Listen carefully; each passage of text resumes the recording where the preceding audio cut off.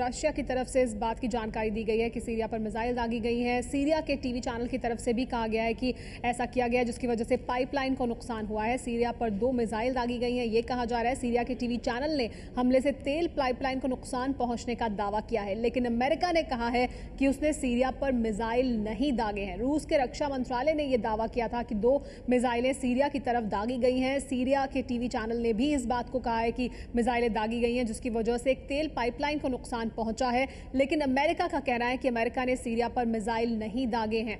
लगातार सीरियाई news channel ने नुकसान का दावा किया है। 2 जो मिसाइल हैं वो दागे जाने की बात कही जा रही है। अमेरिका और अमेरिका के साथ बाकी जो मुल्क हैं वो सीरिया पर हमला करने की पहले से ही तैयारी कर रहे हैं, लेकिन अब ये कहा जा रहा है, रूस के रक्षा मंत्रालय की तरफ से कहा गया है 2 मिसाइल दागने की बात, और सीरिया की तरफ से भी कही जा रही है बात। इस पर और ज्यादा जानकारी के लिए हमारे साथ न्यूज रूम से एबीपी न्यूज संवाददाता अभिसार जुड़ गए हैं। अभिसार, आपसे जानना ये चाहेंगे कि अचानक ये बात अब कही जा रही है, पहले रूस के रक्षा मंत्रालय की तरफ से खबर सामने आई और उसके बाद सीरिया के टीवी न्यूज चैनल भी इस बात को कह रहे हैं, लेकिन अमेरिका इनकार कर रहा है, तो क्या इस पूरी खबर के पीछे क्या वजह हो सकती है? देखिए, एक बहुत ही दिलचस्प युद्ध लड़ा जा रहा है असल युद्ध की तैयारी से पहले, संचार माध्यमों के जरिए, अफवाहों के जरिए। क्योंकि एक बात तय है, अगर कम से कम हम जो इस वक्त ज़मीनी हालात दिखाई दे रहे हैं कि 9 सितंबर से पहले अमेरिका हमला नहीं करेगा, क्योंकि 9 सितंबर को उसे कांग्रेस के सामने, अमेरिकी कांग्रेस के सामने, प्रतिनिधि सभा के सामने ये मामला रखना है, लिहाजा उससे पहले ऐसा नहीं होना चाहिए। अब जहां तक इस घटना की बात है और जो हम समझ पा रहे हैं अपने स्वतंत्र सूत्रों के जरिए, वो ये कि हो सकता है कि ये पहले बात हुई, बैलिस्टिक मिसाइल छोड़ी गई, फिर अचानक वो मिसाइल बदलकर वो ऑब्जेक्ट्स हो जाती हैं और फिर ये खबर आती है कि वो समुद्र में, भूमध्य सागर में जाकर गिर गई हैं।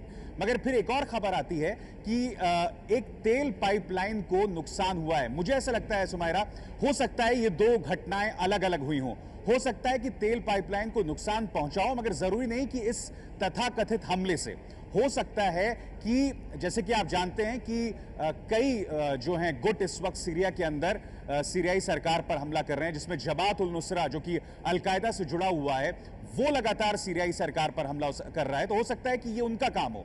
जहां तक इस मिसाइल की हमले की खबर है, जो ताज़ा खबर है वो यही है कि ये बैलिस्टिक ऑब्जेक्ट्स जो हैं वो भूमध्य सागर में जाकर गिर गए।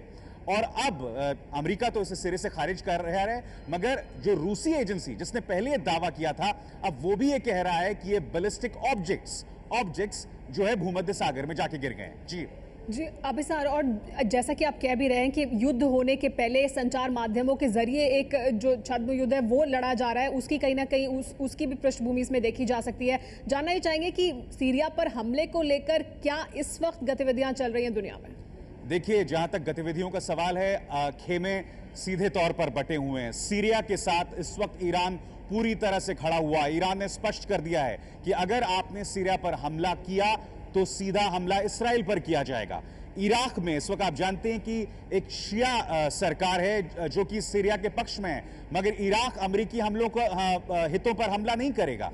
तो अगर वाकई आप देख रहे हैं, यहां तक कि ब्रिटानी संसद में यह मामला आया था और ब्रिटानी संसद ने इसे खारिज कर दिया था, और संभवतः यही हश्र अमेरिकी कांग्रेस के सामने भी होने वाला है अगर वो वहां पर इजाजत लेने जाएंगे। तो एक तरह से कहा जा सकता है कि अगर वाकई हालात युद्ध तक आ सकते हैं तो यह मामला सिर्फ सीरिया तक इस बार सीमित नहीं होने वाला है, क्योंकि ईरान ने अपनी तरफ से तेवर स्पष्ट कर दिए हैं कि इसका खामियाजा इसराइल को भुगतना पड़ेगा। इसराइल पर अगर हमला होता है तो मामला और बढ़ सकता है।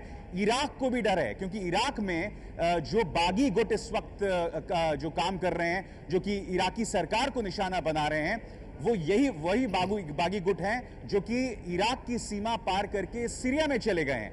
तो आप देख सकते हैं कि पूरा मामला आपस में किस तरह से गड़बड़ हो गया है, और वाकई दुनिया इस वक्त एक बहुत ही संजीदा, बहुत ही गंभीर संकट की ओर देख रही है।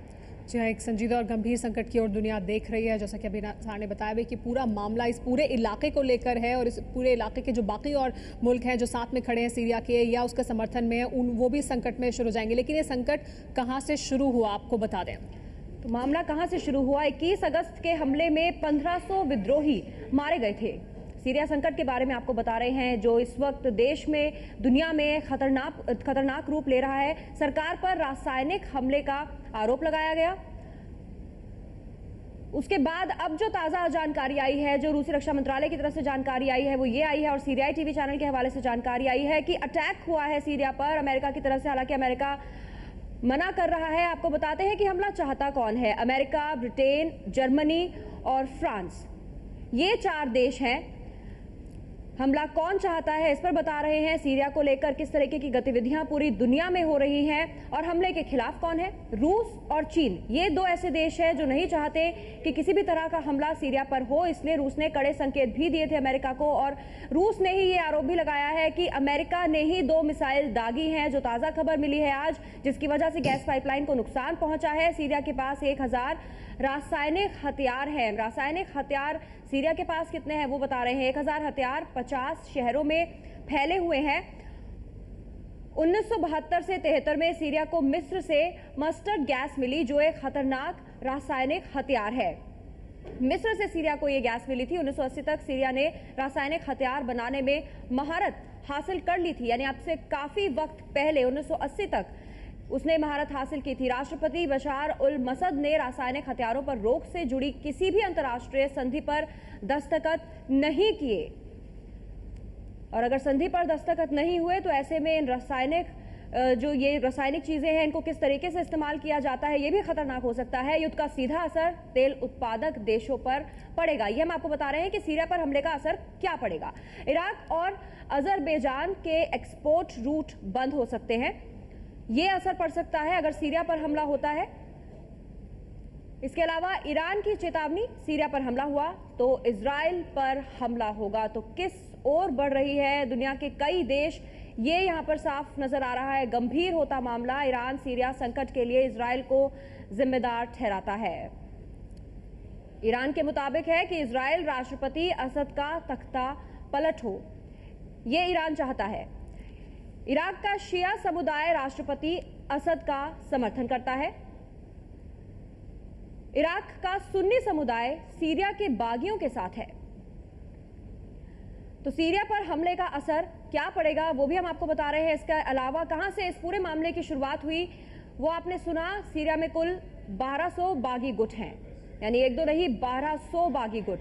हर गुट को किसी ना किसी पड़ोसी देश का समर्थन हासिल है, यानी कि जो चीज छोटी हो सकती थी, क्योंकि अलग अलग देशों का समर्थन हासिल है, तो वो काफी ज्यादा फैल सकती है और ये खतरा बन सकता है आने वाले समय में। जिस तरीके से अभी 2 मिसाइल दागी गई हैं, हालांकि साफ नहीं है कि गैस पाइपलाइन को कैसे नुकसान हुआ और ये सिर्फ आरोप प्रत्यारोप है।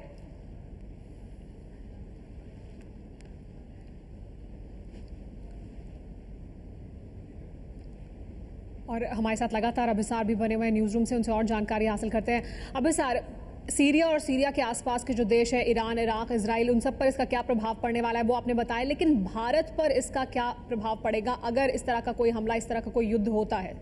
स्वाभाविक सी बात है, आपको याद होगा कि जैसे ही रुपए की कीमत लगातार गिरती जा रही थी, तो इसका ठीकरा भारत सरकार ने सीरियाई जो संकट चल रहा है उस पर एक तरह से फोड़ा था। मैं आपको बता दूं कि भारत के कच्चे तेल की आपूर्ति का जो दूसरा सबसे बड़ा स्रोत है वो इराक है। तो आप इससे अंदाजा लगा सकते हैं कि वाकई अगर ये पूरा इलाका इस युद्ध की लपेट एक तरह से आहोश में आ जाता है तो उसका क्या असर पड़ने वाला है। तो स्वाभाविक सी बात है कि भारत इससे अछूता नहीं रह पाएगा। इसके अलावा ये युद्ध जो है एक तरह से शिया बनाम सुन्नी भी रूप अख्तियार करता जा रहा है, और ये वजह है कि ये सिर्फ इस इलाके तक सीमित नहीं रहेगा। आप खुद जानते हैं कि दक्षिण एशिया के अंदर, कम से कम पाकिस्तान के अंदर, शिया बनाम सुन्नी जो विवाद रहता है, टकराव रहता है, वो संघर्ष अपने आप में कितना खूनी रहा है। तो ऐसे में अगर ये संघर्ष हम ये सोचते हैं कि सिर्फ सीरिया तक महदूद रहेगा, वहां तक सीमित रहेगा, तो अपने आप में बहुत गलत है। भारत का करंट अकाउंट डेफिसिट लगातार बढ़ता जा रहा है। मैं आपको बता दूं कि जो इंपोर्टेड बैरल ऑफ ऑयल है उसकी कीमत अप्रैल में 5,500 रुपए थी प्रति बैरल, अब वो जाके 7,000 रुपए हो गई है। तो आप अंदाजा लगा सकते हैं कि इस तरह से सरकार की तेल सब्सिडी बिल, वो अंदाजा लगाया जा रहा है कि 2013-2014 में $1300 अरब हो जाएगा। तो आप अंदाजा लगा सकते हैं कि हमारी अर्थव्यवस्था पर, आसपास के इलाकों की जो पूरी शांति पर इसका क्या असर पड़ सकता है। जी हाँ, और तब जबकि भारत की अर्थव्यवस्था पहले ही एक बुरे दौर से गुजर रही है, उसमें और बुरा असर इसकी वजह से हो सकता है। लेकिन अभिसार, एक बार फिर जो 21 अगस्त को रासायनिक हमला किया गया, जिसका आरोप लगाया जा रहा है सीरिया पर, जिससे सीरिया इनकार कर रहा है और जिसको लेकर अमेरिका हमला करने की तैयारी कर रहा है, उसके पीछे की राजनीति क्या है? क्योंकि ये रासायनिक हमला किया गया है, ये जो वहाँ के बागी हैं उनका ये कहना है, सीरियन सरकार इनकार कर रही है और अमेरिका उसी आधार पर अब इस पर हमला करना चाहता है सीरिया पर। तो उस हमले के बाद भी एक पूरी राजनीति हुई है, वो राजनीति, उसके पीछे की क्या मंशा है? देखिए सुमायरा, मैं आपको बता दूं कि 21 अगस्त को जब यह हमला हुआ था और उसके बाद जब संयुक्त राष्ट्र के इंस्पेक्टर्स वहां पहुंचे, उनकी पूरी रिपोर्ट अभी आनी बाकी है। अब उससे पहले ही अमेरिका ये दावा कर रहा है कि इस तरह की चीजें हुई। मगर एक दिलचस्प चीज मैं अपने दर्शकों को आपके जरिए बताना चाहूंगा कि जब यह घटना 21 अगस्त को हुई थी, तो उससे 3 दिन पहले इस्राएली इंटेलिजेंस एजेंसीज ने CIA को यह खबर दी थी कि बाकायदा मूवमेंट हो रही हैं इस इलाके में, और इस इलाके में मूवमेंट हो रही है रासायनिक हथियारों की।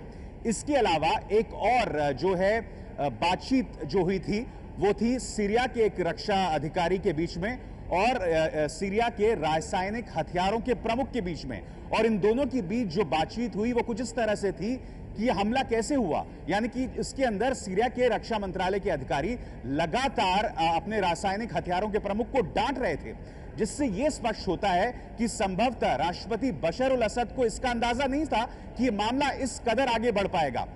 तो आप देख सकते हैं काफी विरोधाभास इस वक्त यहां पर दिखाई दे रहे हैं। यही नहीं, यहां पर एक और चीज जो सामने उभर कर आती है कि जॉन केरी ने, अमेरिकी विदेश मंत्री ने, इस आंकड़े को 1429 करार दिया था। मगर अभी कुछ दिनों पहले, 2 दिन पहले, फ्रांस ने इसे करीब 250 लोग की मौत की बात कही थी। तो आप अंदाजा लगा सकते हैं कि अमेरिका और उनकी तरफ से जो आंकड़े आ रहे हैं उसमें जबरदस्त विरोधाभास है। और यही वजह है कि एक बार फिर अगर यह युद्ध अपने अंजाम तक पहुंचता है तो दुनिया को पूरी तरह से अपने विश्वास में नहीं ले पाएगा अमेरिका।